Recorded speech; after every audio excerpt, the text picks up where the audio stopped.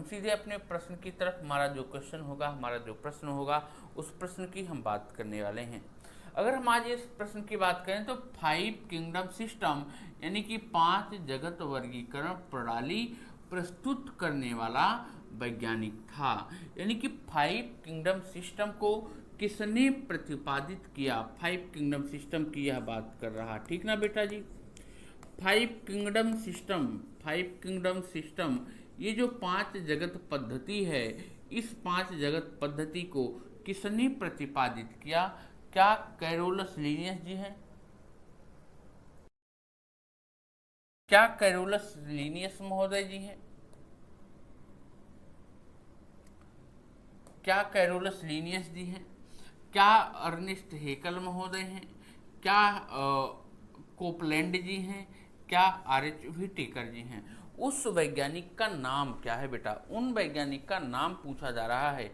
अगर हम बात करते हैं इसमें किसकी सही आंसर की, तो सही जो आंसर होगा इसका वह होगा आर एच व्हिटेकर। कौन होंगे भैया? आर एच व्हिटेकर होते हैं, R H Whittaker. R H Whittaker ने क्या किया? 5 जगत पद्धति का निर्माण किया। जो 5 जगत पद्धतियां हैं वह कौन कौन सी हैं? पहली तो है मोनेरा पद्धति। पहली कौन सी है? मोनेरा पद्धति। दूसरी पद्धति की अगर हम बात करें तो प्रोटिस्टा है। कौन है?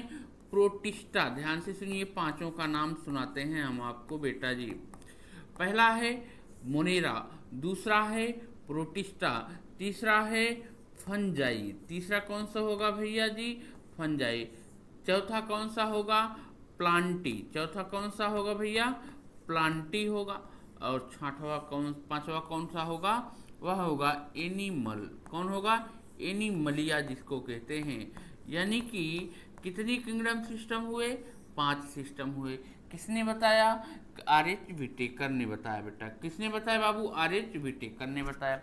अब ध्यान से सुनिएगा, ये जो आर एच व्हिटेकर ने बताया, यह आर एच व्हिटेकर ने किसके आधार पर बताया? यानी कि पांचों किंगडम सिस्टम किनके आधार पर बताया? अगर हम आधार की बात करते हैं तो यह आधार बताया पहला तो कोशिका के आधार पर कि सभी की कोशिकाएं क्या हैं? अंतर है, सभी की कोशिका में अंतर होगा, ये आधार पहला बताया। दूसरा आधार इनका पोषण बताया। क्या बताया? दूसरा आधार बताया इनका पोषण यानी कि न्यूट्रिशन, इन सभी के पोषण न्यूट्रिशन में अंतर है। और तीसरा जो आधार बताया उसे कहा जाता है, कौन सा? तीसरे आधार को हम कहते हैं कि भौतिक आधार। कौन सा आधार होगा बेटा? भौतिक आधार होता है। यानी कि 3 प्रकार के मुख्य रूप से यह 3 आधार हैं। इस 3 आधारों पर इनका क्या किया? क्लासिफिकेशन किया। 3 के स्तर पर, 3 के आधार पर इनका क्या किया है? क्लासिफिकेशन किया है, ठीक ना। उम्मीद करते हैं कि इस प्रश्न का आपको अच्छे से समझ आ गया होगा। अगले प्रश्न की अगर हम बात करें, अगला जो प्रश्न है आपका ध्यान से सुनिएगा। जंतुओं एवं पादपों के वैज्ञानिक वर्गीकरण से, जो जंतु है, जो पादप है, इनका जो वैज्ञानिक वर्गीकरण है यानी कि साइंटिफिक क्लासिफिकेशन है कि संबंधित विज्ञान की शाखा कहलाती है। यानी कि क्लासिफिकेशन मतलब वर्गीकरण, वर्गीकी की बात कर रहे हैं। विज्ञान की शाखा को क्या आप कहोगे?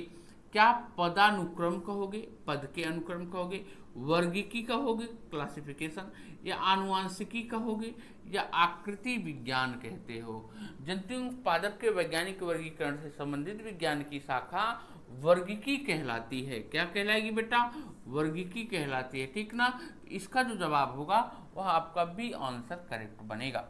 अगला सवाल देखते हैं, कौन से जीव मोनेरा जगत में शामिल नहीं होते हैं? अभी मैंने 5 जगत बताए, मोनेरा, प्रोटिस्टा, फंजाई, एनिमलिया और प्लांटी। 5 प्रकार के जगतों को मैंने आपको बताया। अब ध्यान से सुनिएगा, कौन से जीव मोनेरा जगत में शामिल नहीं हैं? ऐसा वह जीव कौन सा है जो मोनेरा जगत में शामिल नहीं है? बाकी के 3 आपके मोनेरा जगत के अंतर्गत आते हैं। अगर हम बात करते हैं किनकी, हम बात करें जीवाणु की, हम बात करें नीली हरी शैवाल की, हम बात करें माइकोप्लाज्मा की, हम बात करें कवकों की। किनकी बात करेंगे? कवकों की बात करें। अगर मोनेरा जगत की बात की जाए, किनकी? मोनेरा जगत, है ना बेटा? अच्छा प्रश्न है, पूछा जाता है आपसे। मोनेरा किंगडम की बात की जाए, मोनेरा किंगडम की अगर हम बात करें, ये जो मोनेरा किंगडम है बेटा, मोनेरा किंगडम के अंतर्गत आते हैं। तो मोनेरा किंगडम के अंतर्गत जैसे आता है बैक्टीरिया, यानी कि जीवाणु। कौन आएगा? बैक्टीरिया आता है। दूसरा है ब्लू ग्रीन एल्गी, है ना? दूसरा है ब्लू ग्रीन एल्गी। तीसरा है साइनोबैक्टीरिया, कुछ मैंने आपको उदाहरण बताना है। साइनोबैक्टीरिया आता है। चौथा है आपका माइकोप्लाज्मा, माइकोप्लाज्मा। इसे ही आप सभी लोग PPLO के भी नाम से जानते हो। किस नाम से जान रहे हैं बेटा? PPLO के नाम से जानेंगे। यही है आपका प्लूरोन्यूमोनिया लाइक्स ऑर्गेनिज्म। क्या बोलते हैं इसे?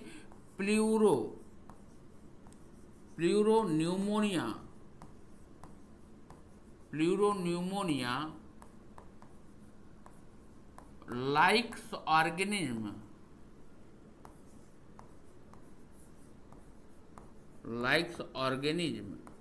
प्लूरोन्यूमोनिया लाइक्स ऑर्गेनिज्म भी कहते हैं इसको। सबसे छोटी कोशिका पाई जाती है कहाँ पर? प्लूरोन्यूमोनिया लाइक्स ऑर्गेनिज्म के अंदर, ठीक ना? तो यह हुआ इसका जवाब। अब देखो, क्या इसमें मैंने आपको कवक के बारे में बताया बेटा? नहीं बताया मैंने आपको। क्या मैंने आपको इसके अंतर्गत बैक्टीरिया बताया, ब्लू ग्रीन एल्गी बताया, साइनोबैक्टीरिया बताया, माइकोप्लाज्मा बताया। इसके अंदर मैंने एक चीज नहीं बताई, उसका नाम क्या होगा? कवक। तो कवक नाम होगा, इसका जो जवाब होगा बेटा वह आपका ऑप्शन डी बनेगा। अगले प्रश्न की ओर चलते हैं। अगला प्रश्न हम आपको दिखाते हैं, ध्यान से सुनिए। आगे विषाणु किस जगत में शामिल किए जाते हैं? यानी कि वायरस को, किनको बेटा? वायरस की हम बात करने वाले हैं। वायरस को किस जगत में शामिल करते हैं? क्या हम प्रोटिस्टा जगत के अंतर्गत शामिल करेंगे, मोनेरा जगत के अंतर्गत शामिल करेंगे, प्रोटोजोआ जगत के अंतर्गत शामिल करेंगे, या हम इनमें से किसी में भी नहीं शामिल करते? अगर हम बात करें किनकी, विषाणु किस जगत में शामिल किया जाएगा? विषाणु आप सभी लोग जानते हैं, यह न तो निर्जीव है ना ही सजीव है। यह जिस श्रेणी में जाएगा, यदि यह जीव के पास जा रहा है, लिविंग ऑर्गेनिज्म के पास जा रहा है, या फिर निर्जीवों के पास जाता है, जिसके पास जाएगा ठीक उसी प्रकार का नेचर यह निर्माण कर लेता है। जीव के पास गया तो यह जिंदा हो गया, निर्जीव के पास गया तो यह मर गया। यानी कि इसे हम किसी भी श्रेणी में नहीं शामिल करते, इसको हम किसी भी श्रेणी में नहीं शामिल करते। अब इसका जो आंसर होगा आपका डी बनेगा। अगला प्रश्न है, सही कूट का चयन करिए। क्या करिएगा भैया? सही कूट का चयन करिए। अगर हम एस्केरिस की बात करते हैं, किसकी बात करें? एस्केरिस की बात करें। आपके सामने एक जीव है, एक संघ की सूची दी गई है। एक तरफ मलेरिया परजीवी दिया गया है, घरेलू मक्खी दी गई है, गाय दी गई है, इधर स्तनधारी है, इधर आर्थ्रोपोडा है, इधर नीमेटोडा है, इधर प्रोटोजोआ है। अंतिम में एक दिया गया है आपका, कौन सा? गाय दी गई है। तो गाय कैसी होगी बेटा? आपकी स्तनधारी होती है। अगर हम बात करें घरेलू मक्खी की, यह किसके अंतर्गत आती है? यह आती है बेटा, ध्यान से सुनिएगा, यह किसके अंतर्गत आएगी? घरेलू मक्खी। घरेलू मक्खी आर्थ्रोपोडा में आएगी। किस में आएगी भैया? आर्थ्रोपोडा में आती है घरेलू मक्खी। अब हम बात करें मलेरिया परजीवी। मलेरिया एक प्रकार का प्रोटोजोआ होता है बाबू। क्या होगा? मलेरिया जो परजीवी होते हैं, यह एक प्रकार के प्रोटोजोआ होते हैं। और एस्केरिस क्या हो जाएगा फिर? एस्केरिस तो आ जाएगा आपका नीमेटोडा के अंतर्गत। किनके अंतर्गत आएगा भैया? नीमेटोडा के अंतर्गत आया। यानी कि ए को आपने किसके साथ मिलाया? ए को आपने किसके साथ मिलाया? 3 के साथ। इधर भी 3 है, इधर भी 3 है, कोई बात नहीं। मलेरिया परजीवी को आपने 2 को किस में मिलाया, 4 में मिला दिया, 2 को इसमें 4 मिला दिया। आगे घरेलू मक्खी है, यानी कि सी को आपने 2 में मिलाया, इसमें तो है ही है। आगे है गाय, गाय अंतिम में है। इसका जवाब क्या हो जाएगा बेटा, न बी होगा, न सी होगा, न डी होगा। आप सभी के जवाब आने चाहिए। A option is correct answer, ठीक ना। आगे प्रश्न की ओर चलते हैं। अगला प्रश्न है, निम्न में से किस सजीव अंडे देता है, सीधे बच्चे नहीं देता है, सीधे बच्चे नहीं देता है। आपके सामने एक डिना है, आपके सामने एक डिना दिया गया है। ये शाही है बेटा जी, जो हम सभी लोग गाँव में देखते थे, है ना। शाही वही जीव है गांव में जो लोग बताते हैं। आप जानते होंगे या बचपन में आपने सुना होगा, मान लो एक घर यह है, क्या है, डराया जाता था, बड़ा अच्छा लगता था, बड़ा कंपटीशन हुआ करता था ना। जब हम बात करें, मान लो एक घर यह है और एक प्रकार का घर यह है, एक घर यह है, एक घर यह। बच्चे जब थे छोटे छोटे हम लोग ऐसे सीखा करते थे, नई नई चीज़ों को खोजा करते थे। ये जो शाही है, कहा जाता था इसके सर पर कांटे हुआ करते हैं। कांटे का मतलब क्या होगा, कांटा यह होता है कि जैसे उसके सर पर, शरीर पर एक कवच पाई जाती है ना, कवच। वो कवच क्या करती है, शरीर की रक्षा करती है। तो जो उसके सर पर कांटे होते ना, कहा जाता था कांटे उसके सर से निकाल के एक कांटा इस घर पर लगा दो, एक कांटा इस घर पर लगा दो, तो दोनों घर में क्या होगा, झगड़ा हो जाता है। क्या होगा, झगड़ा हो जाता है। लेकिन ऐसा हमने सुना नहीं है, केवल बस सुना है, मतलब झगड़ा होते नहीं सुना है। तो देखिए, एक डिना की बात करें, एक डिना को छोड़ दो पहले, उसके पहले हम बात करें कंगारू की। तो कंगारू आप सभी लोग जानते हो अंडे नहीं देता, बल्कि क्या करता है, बच्चे देता है। व्हेल मछली है भैया, क्या है बेटा, व्हेल आपकी मछली है, और ये जो मछली है, यह मछली भी बच्चे देती है। और शाही तो बच्चे देगी, बच कौन सा रहा है, यह एक डिना है, और एक डिना भी इसी की ही प्रजाति है। कहाँ की प्रजाति है भैया, यह है ऑस्ट्रेलिया की प्रजाति। कहाँ की, ऑस्ट्रेलिया नामक देश से संबंधित है। यानी कि यह भी एक प्रजाति है, इसी की प्रजाति है। यह क्या देती है, अंडे देती है बेटा। क्या देगी मेरे लाल, अंडे देती है, ठीक ना। तो इसका जो जवाब होगा आपका ऑप्शन ए करेक्ट आंसर हो जाएगा, ठीक ना। आंसर ए इसका क्या होगा, सही होगा। निम्नलिखित में से कौन सा युग्म सही नहीं है, निम्न में से कौन सा युग्म सही नहीं है। क्या देखो, मगरमच्छ को सरीसृप की श्रेणी में रखते हैं। क्या हम मेंढक को उभयचर की श्रेणी में रखते हैं। बाघ को हम किस में रखेंगे, क्या सरीसृप में रखेंगे। ध्यान से सुनना, अगर हम मच्छर की बात करें, मगरमच्छ की बात करें, यह सरीसृप की श्रेणी में ही आएगा। सरीसृप को हम उन्हें कहते हैं ऐसे जीव जो रेंग कर चलते हों। कैसे चलें, रेंग कर चलते हैं, उन्हें हम सरीसृप की श्रेणी में रखते हैं। यानी कि ये तो बात सही है, इसमें से पूछा है कौन सा नहीं सही है ना। आगे है मेंढक। मेंढक उभयचर है। उभयचर का क्या मतलब गुरुजी, उभयचर का मतलब जो स्थल पर भी रह लें। कहाँ पर, जो स्थलों पर भी रह लें, जो जल में भी रह लें, यानी कि स्थल और जल दोनों पर निवास करने वाले जीवों को एम्फीबियंस या उभयचर कहा जाता है। यानी कि इसका क्या जवाब होने वाला है, अगला देखो। क्या बाघ आपका सरीसृप है, बाघ क्या रेंग कर चलता है, नहीं, बाघ रेंग कर नहीं, दौड़ते हुए चलता है, दहाड़ते हुए चलता है ना, दहाड़ते हुए चलता है। तो यह किस में रखा गया है, यह मैमेलिया में है, यह स्तनधारी की श्रेणी में आता है बेटा। किसकी श्रेणी में आएगा, स्तनधारियों की श्रेणी में आता है। इसका जवाब कौन सा गलत है, इसका जवाब 3 नंबर गलत है। केवल 1 और 2, 1 और 3, केवल 3, केवल 3, केवल 3, इसमें केवल 2 बना दो। तो इसका जो जवाब होगा वह आपका ऑप्शन डी बनेगा। अगला प्रश्न देखो, निम्न में से कौन सा कीट इंसेक्ट है, कौन सा कीट इंसेक्ट है। ध्यान से सुनो और जवाब चुन करके हमको बताओ बेटा, है ना, हमको बताओ।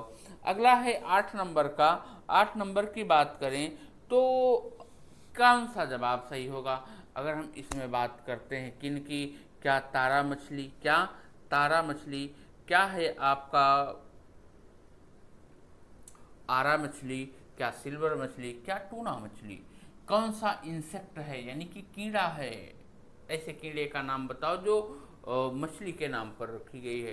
तो एक जीव है, एक कीड़ा है, उसे हम सिल्वर मछली के नाम से जानते हैं। किस नाम से जानेंगे? सिल्वर मछली के नाम से जानते हैं। इसको हम किस श्रेणी में रखते हैं? इसको हम आर्थ्रोपोडा में रखते हैं बेटा। किस में रख रहे हैं हम इनको? आर्थ्रोपोडा में इसको हम रखते हैं, ठीक ना। किस में रख रहे हैं इसको? आर्थ्रोपोडा की श्रेणी में रखते हैं। इसका जवाब आपका सी बनेगा। अगला प्रश्न देखो ध्यान से। जीवों के किस संघ में श्वसन गलफड़ों के द्वारा होता है? जीवों का ऐसा संघ का नाम बताओ जिसमें श्वसन, रेस्पायरेशन किसके द्वारा हो? गलफड़ों के द्वारा हो। गलफड़ों के द्वारा जो श्वसन होता है, रेस्पायरेशन होता है, क्या वह आर्थ्रोपोडा में होगा, मोलस्का में होगा, इकाइनोडर्मेटा में होगा, या हम कहें कॉर्डेटा में होगा? तो इसका जो जवाब होगा क्या होगा? वह होता है आपका क्या? मछली में। किन में? वह होता है मछलियों में। मछलियों में, कुछ जलीय जीवों में, कुछ जलीय जीवों में। और यह जो जलीय जीव हैं और मछलियां हैं, यह किनके अंतर्गत आती हैं? यह आती हैं बेटा मोलस्का के अंतर्गत। किनके अंतर्गत हैं? मोलस्का के अंतर्गत आती हैं, ठीक ना। अगर हम अगले प्रश्न की ओर चलें तो अगला प्रश्न ध्यान से सुनो और जवाब दो बेटा ना। अगला प्रश्न 10 नंबर का। 10 नंबर से पहले एक कुछ और आया था। 10 नंबर, कवकों के विषय में असत्य कथन को बताना है। कवक जो होते हैं, फंजाई जो होते हैं, उनके विषय में असत्य कथन को छांट कर आपको बताना है। असत्य की बात किया है, जो सत्य नहीं। कवकों का अध्ययन माइकोलॉजी कहलाता है, ये तो सत्य है। कार्बनिक पदार्थ की उपस्थिति होती है, यह भी सत्य है। बगैर कार्बनिक पदार्थ के इनका जीवन भी संभव नहीं, और यह जो भोजन करते हैं वह भी कार्बनिक पदार्थों से करते हैं। कवक अपना भोजन स्वयं बनाते हैं? नहीं। यह किस पर निर्भर होते हैं? यह एक प्रकार के परजीवी हैं, अपने भोजन का निर्माण स्वयं से नहीं करते हैं। ईस्ट एवं मशरूम कवक के उदाहरण है। जी बेटा, ईस्ट एवं मशरूम कवक के ही उदाहरण है, यानी कि इसका जो आंसर होगा वह आपका सी करेक्ट आंसर होगा, ठीक ना। अगले प्रश्न की ओर हम चलें। कौन सा स्तनधारी जानवर अंडे देता है? कौन सा स्तनधारी जानवर अंडे देता है? अगर हम बात करते हैं किसकी, क्या चमगादड़ अंडे देता है? चमगादड़ तो बच्चे देता है। यह क्या है बेटा? स्तनधारी है बाबू। क्या है मेरे लल्ला? स्तनधारी है। ध्यान से सुनो, यह क्या है? एक प्रकार का स्तनधारी है। व्हेल है क्या? नेवला है, प्लेटिपस है। व्हेल, नेवला या प्लेटिपस है, ठीक ना। आगे चलो बताते हैं कुछ अच्छी बातें हम आपको बताते हैं मेरे लाल। चलो ध्यान से सुनो, अच्छी बातें क्या बताने वाले हैं। जैसे मैंने कहा चमगादड़ की बात, मैंने कही व्हेल की बात, मैंने कही नेवले की बात, या मैं कहूँ प्लेटिपस की बात। इसमें जो आंसर होगा, चमगादड़ क्या देता है? बच्चे देता है। व्हेल क्या देगी? बच्चे देगी। नेवला क्या देगा? बच्चे देगा। लेकिन प्लेटिपस एक ऐसा जंतु है, ऐसा स्तनधारी है जो क्या करता है? यह अंडे देता है बेटा। क्या दे रहा है? यह एग देता है, अंडे देता है। समझे ना मेरी बात को। अब देखो ध्यान से, अंडे देता है तो यह एक ऐसा अद्भुत जीव है, यह एक ऐसा अद्भुत जीव है जो कि इसका जो मुखड़ा होगा, इसका जो मुंह है, अंडे दे रहा है तो अंडे देगा, तो इसका जो मुख है, मैंने कहा कि यह एक प्रकार का अद्भुत जीव है। कैसा है भैया? अद्भुत जीव है। अद्भुत जीव है तो कुछ तो खास बात होगी। अद्भुत जीव है। इसका जो मुखड़ा है, इसका मुखड़ा मिलता है, मैच करता है किससे? बत्तख से। किससे? बत्तख से इसका चेहरा मैच करता है। किसका? प्लेटिपस का। किसका बेटा जी? प्लेटिपस का, ठीक ना। और यह एक ऐसा स्तनधारी है जो अंडे देता है। जो क्या करता है बेटा? अंडे देता, ठीक ना। आगे चलते हैं 12 नंबर के क्वेश्चन की ओर। किस समूह में सभी द्विलिंगी जंतु हैं? किस समूह में सभी द्विलिंगी जंतु हैं? अगर हम बात करें द्विलिंगी का मतलब हम ये कह सकते हैं कि ऐसे जीव जिनमें क्या हों, जिनमें नर मादा यानी कि मेल की हम बात करते हैं। किन की बात करेंगे? मेल की बात करेंगे। आप सभी लोग जानते होंगे मेल फीमेल का जो सिंबल होता है, ये वाला मेल का सिंबल है, ये वाला फीमेल का सिंबल है। किसका है? फीमेल का सिंबल है। अगर हम बात कर रहे हैं, मैंने कहा नर मादा जो प्रजनन तंत्र होता है दोनों एक ही में मौजूद होते हैं। इनका प्रजनन तंत्र, इनका प्रजनन तंत्र दोनों एक ही में मौजूद हों, क्या हों? एक ही में मौजूद हों, तो इन्हें हम किस नाम से जानते हैं? इन्हें हम किस नाम से जानते हैं बेटा? द्विलिंगी के नाम से जानते हैं। किस नाम से जानेंगे? द्विलिंगी के नाम से जानेंगे। इसमें विकल्प है जोंक, हाइड्रा, फीताकृमि, फीताकृमि है ना, फीताकृमि, टोंड, तारामीन, हाइड्रा मानव जोंक, एस्केरिस हाइड्रा फेरेटिमा है ना, एस्केरिस हाइड्रा फेरेटिमा। अगर हम इसकी बात करते हैं, या जो केंचुआ है, या जो जैसे केंचुआ है फीताकृमि है, टोंड है तारा मछली, केंचुआ केंचुआ जैसे टोड, फीताकृमि,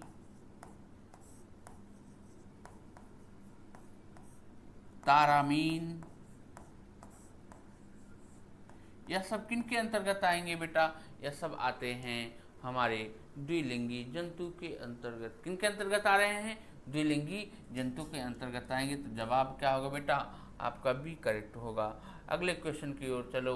निम्न में से सबसे छोटा पक्षी कौन सा है? निम्न में से सबसे छोटा पक्षी कौन सा है? निम्न में से सबसे छोटा पक्षी कौन है? क्या कबूतर है? कबूतर आ चिट्ठी लेके जा जा जा। बताओ जल्दी से। कबूतर छोटा है, तोता छोटा है, गुंजन पक्षी छोटी है, घरेलू गौरैया छोटी है। इसमें से कौन सा आंसर होगा? इसमें से कौन सा आंसर होगा? इसका आंसर आप सभी का बिल्कुल सही जवाब आपका होगा गुंजन पक्षी। कौन सा होगा? गुंजन पक्षी।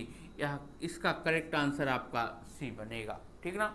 कबूतर तो क्या काम करता है बेचारा? पहले चिट्ठी पत्री लेके जाता था, उसके सारे कामों को समाप्त कर दिया किसने?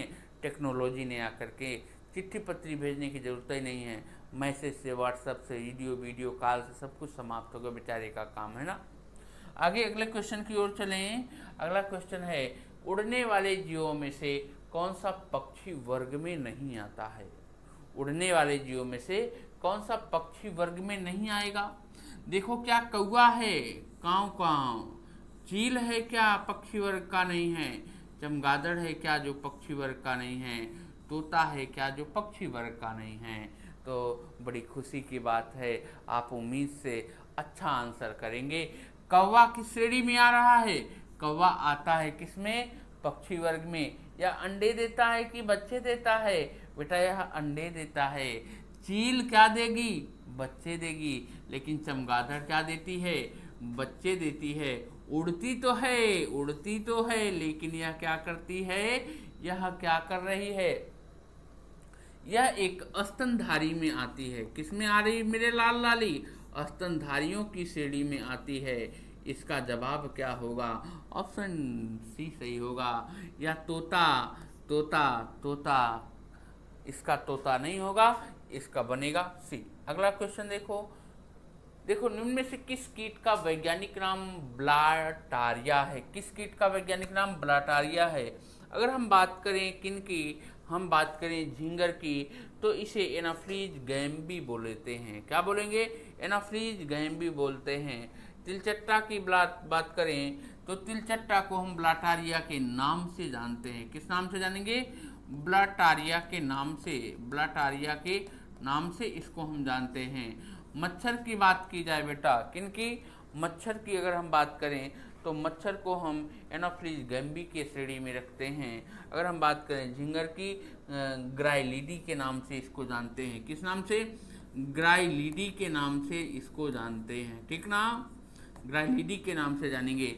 अगर हम तितली की बात करें, तितलियां है ना, यह रोपलोसेरा के नाम से जानी जाती है।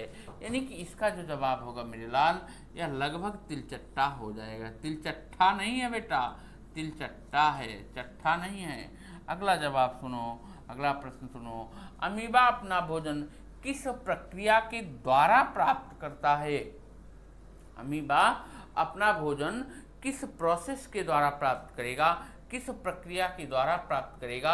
इंडोसाइटोसिस के द्वारा प्राप्त करेगा, फैगोसाइटोसिस के द्वारा प्राप्त करेगा, साइटोसिस और इंडोसाइटोसिस दोनों के द्वारा प्राप्त करेगा, एक्लोसाइटोसिस के द्वारा प्राप्त करेगा? किनके द्वारा प्राप्त करता है अमीबा अपने भोजन की प्राप्ति? अगर हम अमीबा की बात करें, यह अपने भोजन की प्राप्ति करता है किनके द्वारा? यह अपने भोजन की प्राप्ति साइटोसिस या इंडोसाइटोसिस के द्वारा। किसके द्वारा? साइटोसिस या इंडोसाइटोसिस के द्वारा प्राप्त करता है भोजन अपना। कौन? तो वह होगा अमीबा। कौन होगा मेरे लाल? अमीबा होता है। ठीक ना। अगले प्रश्न की ओर चलें। अगला प्रश्न आपका साइकन, साइफा, स्पॉन्जिला। साइकन का नाम एक और है साइफा, स्पॉन्जिला का नाम स्वच्छ जलीय स्पंज या स्पॉन्जिया या बाथ स्पंज किस संघ के उदाहरण हैं? क्या यह सीलेंट्रेटा है, प्लेटीहेल्मिन्थीज है, या हम टीनोफोरा है, या पोरीफेरा है? प्लेटीहेल्मिन्थीज, सीलेंट्रेटा, टीनोफोरा, पोरीफेरा किसकी श्रेणी के अंतर्गत आएगा मेरे लाल? इसका जवाब जल्दी से बताओ। अगर हम साइकॉन की बात करें, किसकी बात करते हैं? साइकॉन की बात करें, या हम साइफा की बात करें, है ना, स्पॉन्जिला की बात करें, या हम स्वच्छ स्पंज की बात करते हैं जो कि जलीय जीव है। अगर हम बात करें यूस्पॉन्जिला की, यह भी क्या है? हम बाथ स्पंज की बात करें, हम यूस्पॉन्जिया की बात करें, यह सभी के सभी नॉन कॉर्डेट की श्रेणी में आते हैं। किनमें? Non chordata. किसकी श्रेणी में आ रहे हैं मेरे लाल? नॉन कॉर्डेटा की श्रेणी में आते हैं। अगर यह नॉन कॉर्डेटा की श्रेणी में है बेटा, तो यह किन के अंतर्गत हैं? यह आते हैं पोरीफेरा के। किसमें आएंगे मेरे लाल? यह आते हैं पोरीफेरा, पोरीफेरा की श्रेणी में आ रहे हैं। इसका जवाब आपका क्या होगा मेरे लाल? डी बनेगा। और सभी का जवाब बढ़िया आना चाहिए। इसके बाहर अगर ईमानदारी से आपने प्रैक्टिस कर लिया ना, कहीं से प्रश्न नहीं जाएगा। अगर इसका आपने बढ़िया से अध्ययन कर लिया तो अगला जो प्रश्न है ध्यान से सुनना, 18 नंबर का। 18 नंबर का प्रश्न क्या कहता है? क्या कहता है? ध्यान से सुनना। इकाइनोडर्मेटा या क्या है? स्टेरियस यानी कि तारा मीन तारा मछली, इकाइनस समुद्री अर्चिन, एंटीरोन समुद्री लिली, जैसे लिली घोड़ी नहीं होती ना, वैसे समुद्री घोड़ी होती है। आगे है सभी किस संघ के उदाहरण हैं? क्या इकाइनोडर्मेटा के उदाहरण हैं? क्या उदाहरण एनिलिडा के हैं, प्लेटीहेल्मिन्थीज के हैं, या हम बोलें आर्थ्रोपोडा के हैं? किसके हैं? आर्थ्रोपोडा के हैं। तो इसका जो जवाब होगा बेटा, यह सभी के सभी आपके इकाइनोडर्मेटा के उदाहरण माने जाते हैं। किनके उदाहरण माने जाएंगे भैया? यह माने जाते हैं उदाहरण किनके? यह माने जाते हैं उदाहरण इकाइनोडर्मेटा के। तो यह उदाहरण क्या होगा भैया? इसका जवाब आपका ए बनेगा। आगे चलो। सबसे बड़ा अकशेरुकी जीव है, सबसे बड़ा अकशेरुकी जीव है, क्या स्क्विड है, क्या ऑक्टोपस है, क्या कोरल है, क्या जेलीफिश है? सबसे बड़ा अकशेरुकी जीव कौन है? जो अकशेरुकी है उसका आंसर क्या होगा? इस प्रश्न का जवाब हम आपसे कल पूछेंगे, है ना। इस प्रश्न का जवाब आपसे हम कल लेंगे, यानी कि 19 नंबर के सवाल का जवाब आपको कल देना है, या कल देना है, या आप सभी लोग कमेंट बॉक्स में आप सभी लोग आंसर करिएगा। उसके बाद मैं इसका आंसर आपको कल बताऊंगा। क्या स्क्विड है, ऑक्टोपस है, कोरल है, या जेलीफिश है? इसका आंसर आपको क्लास समाप्त होने के बाद कब? कमेंट बॉक्स में आंसर करना है, ठीक ना। कमेंट बॉक्स में आपको आंसर करना है। आपको मैं थोड़ा सा बताऊं, कोशिका के बारे में। कोशिका ये जो है ना मेरे लाल, यह कोशिका आपकी 2 टाइप की होती है। कितने टाइप की होगी? 2 प्रकार की कोशिका होती है। एक का नाम है यूकैरियोटिक कोशिका, एक का नाम है प्रोकैरियोटिक कोशिका। दोनों का अंतर समझो। प्रो का मतलब प्राचीन काल की पुरानी कोशिका, यू का मतलब नए काल की नई प्रकार की सेल, नए जिसमें सभी प्रकार की कोशिकाओं की उपस्थिति होती है। ठीक ना? तो अब इससे ज्यादा नहीं बताऊंगा। अगला प्रश्न देखो। जीवन की मूलभूत इकाई है, unit of life, unit of fundamental type की जो है बात करते हैं। अंग्रेजी उतना नहीं बोलते, बोलो नहीं पाते ज़्यादा हम। तो देखो, जीवन की मूलभूत इकाई क्या है? जो फंडामेंटल यूनिट है जीवन की, वह क्या है? क्या सेल है, क्या अंग है, क्या ऊतक है, क्या नाभिक है? अगर हम जीवन की मूलभूत इकाई की बात करें, इस पूरे ब्रह्मांड की मैं बात करता हूँ, इस पूरे ब्रह्मांड का जो सबसे छोटा कण है जिससे हमारे ब्रह्मांड का निर्माण हुआ है, वह होता है मेरे लाल क्या? परमाणु। क्या होगा बेटा? परमाणु होता है। परमाणु से मिलकर के बनते हैं कौन? परमाणु से मिलकर के बनते हैं अणु। अणुओं से मिलकर कौन बनता है? अणुओं से मिलकर के प्रोटीन बनती है, यौगिक बनते हैं। कौन बने? प्रोटीन बना, यौगिक बना। यौगिक से प्रोटीन या यौगिक से मिलकर के सेल यानी कोशिका बनी। क्या बनी मेरे लाल? कोशिका बनी। कोशिका से क्या बनती है? कोशिका से मेरे लाल ऊतक बनता है। क्या बनेगा? ऊतक बनेगा। ऊतक से ऊतक तंत्र या बने, या हम कहें ऊतक से अंगों का निर्माण होगा। जब कई ढेर सारे अंग मिलते हैं, शरीर बनती है हमारे जैसे, आपके जैसे। किसी की गोर वाली शरीर है, किसी की करिया वाली शरीर है। आगे है आपके शरीर के बाद क्या बनता है? जब कई ढेर सारे शरीर मिलते हैं तो जनसंख्या का निर्माण होती है। किसकी निर्माण होगी? जनसंख्या का निर्माण होगा। और जब जनसंख्या बनती है ना, जब जनसंख्या बनती है, जनसंख्या बढ़ेगी। जनसंख्या के बाद किसका निर्माण होता है? जनसंख्या के बाद एक समुदाय का निर्माण होगा। किसका निर्माण होगा? समुदाय का निर्माण होगा। समुदाय बनेगी तो जीव मंडल या जैव मंडल बनता है। क्या बनेगा? जैव मंडल बनेगा। जैव मंडल बनता है। क्या बेटा? जैव मंडल बनेगा। तो जैव मंडल से हम जानते हैं जैसे ग्रह वगैरह बनते हैं। धीरे धीरे आकाश गंगाओं का निर्माण होगा। आकाश गंगा से हमारे पूरे ब्रह्मांड का निर्माण होता है। मैंने परमाणु से शुरू करके ब्रह्मांड तक ले गया आपको, है ना? तो इसका जवाब सुनो। जीवन की मूलभूत इकाई क्या है? हमारे शरीर की मूलभूत इकाई क्या है? क्या इसमें आपको परमाणु दिखाई दे रहा मेरे लाल? नहीं दिखाई दे रहा है। क्या इसमें अणु दिखाई दे रहा है? नहीं दिखाई दिया। प्रोटीन दिखाई दिया? नहीं दिखाई दिया। कोशिका दिखाई दिया? छोट छोट आंकड़ा है चाहे बड़ी बड़ी आंकड़ा है, तब वो कोशिका दिखाई माँ, है ना? इसका जवाब क्या होगा? Option A is correct answer. अगले प्रश्न की ओर चलता हूँ। अगला प्रश्न, निम्न में से कौन सा कोशिकांग पादप कोशिका में पाया जाता है? ऐसा कोशिकांग जो पादप की कोशिकाओं में पाया जाए किंतु जंतु कोशिका में नहीं पाया जाता है। क्या यह क्लोरोप्लास्ट है? क्या यह एंडोप्लाज्मिक रेटिकुलम है, माइटोकॉन्ड्रिया है, या राइबोसोम है? कौन सा आपका पाया जाता है? ठीक ना? जैसे हम बात करें, सबसे पहले ही आंसर आपका है क्लोरोप्लास्ट, हरित लवक। क्या बोलते हैं? हरित लवक बोला जाता है। हरित लवक बोलते हैं।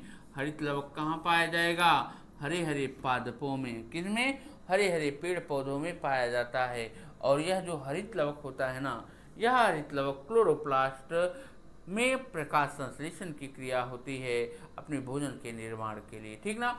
अगले प्रश्न की ओर मैं चलूं। अगला प्रश्न क्या कहता है? कोशिका का जीवित अंश जीव द्रव्य प्रोटोप्लाज्म कहलाता है। यह किससे निर्मित होगा? केवल यह कोशिका के द्रव्य से निर्मित होता है? क्या केवल केंद्रक द्रव्य से निर्मित होता? प्रोटोप्लाज्म जीव द्रव्य। क्या यह कोशिका द्रव्य एवं केंद्रक द्रव्य दोनों से निर्मित होगा? कोशिका द्रव्य केंद्रक तथा अन्य कोशिकांग से निर्मित होगा। कौन सा जवाब इसका सही होगा? इसका भी आंसर आप फटाफट करिए, है ना? तो इसका भी आंसर क्या होगा? तो इसका सात ऑप्शन है, केवल कोशिका द्रव्य, केवल केंद्रिका द्रव्य, कोशिका द्रव्य एवं केंद्रिका द्रव्य, कोशिका द्रव्य, केंद्रिका द्रव्य तथा अन्य सभी प्रकार के कोशिकांग। ठीक ना, चलो आगे चलते हैं। अगला प्रश्न है, निम्न में से किस कोशिकांग में नाभिक नहीं होता है? नाभिक यानी कि क्या? नाभिक यानी केंद्रक नहीं होता। किस कोशिकांग में? नाभिक यानी न्यूक्लियस नहीं होता है, न्यूक्लियस नहीं होगा। क्या मूल रोम कोशिका में, लाल रक्त कोशिका में, या हम प्लेटलेट्स या हम मोनोसाइट की बात करें, किनमें नाभिक नहीं होते, केंद्रक नहीं होते? वह होता है आपका आरबीसी, ललका रक्त कणिका। कौन सी? आरबीसी होती है। इसीलिए इसे हम आरबीसी यानी रेड ब्लड कॉर्पस सेल बोलते हैं, क्योंकि इसमें निर्माण करना होता है हीमोग्लोबिन का। हीमोग्लोबिन के निर्माण के लिए इसमें नाभिक अनुपस्थित होते हैं। अगला क्वेश्चन मैं आपको दिखाऊं, अगला है 24 नंबर का क्वेश्चन। क्या निम्न में से किस कोशिकांग को आत्मघाती बैग कहा जाता है? आत्मघाती बैग, आत्महत्या की थैली, लाइसोसोम कहते हैं। बचपन से आप लोग रटते पढ़ते आ रहे हो। राती हम सोच के मारे दो थबड़ा, कबो याद है ना? कहो हाँ गुरुजी याद है। किस कोशिकांग को कोशिका का ऊर्जा घर कहते हैं? ये भी याद है आपको। क्यों? किसको? माइटोकॉन्ड्रिया को। कभी चर्चा होगी तो माइटोकॉन्ड्रिया के को ही क्यों कहा जाता है, इस पर चर्चा करेंगे अच्छे से। ठीक ना।